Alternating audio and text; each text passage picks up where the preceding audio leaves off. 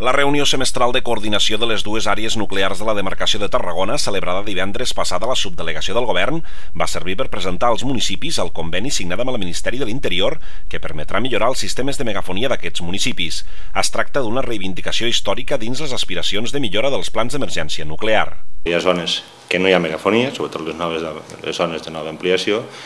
i encara hi ha llocs a dia d'avui on la megafonia es sent molt malament i on no funciona. Això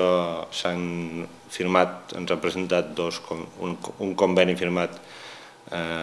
entre els ajuntaments i la Direcció General de preparar un estudi a fons de poble per poble dels nostres municipis, tant dels que estan dins de la zona nuclear com dels que estan al tombant, per poder posar damunt la taula les mancances reals de cada municipi. Un cop establertes les necessitats concretes de cada municipi, les millores en els sistemes de megafonia es duran a terme en els propers 2 anys. El mateix conveni també preveu subvencions per l'arranjament de vies d'evacuació i per la renovació dels vehicles de protecció civil.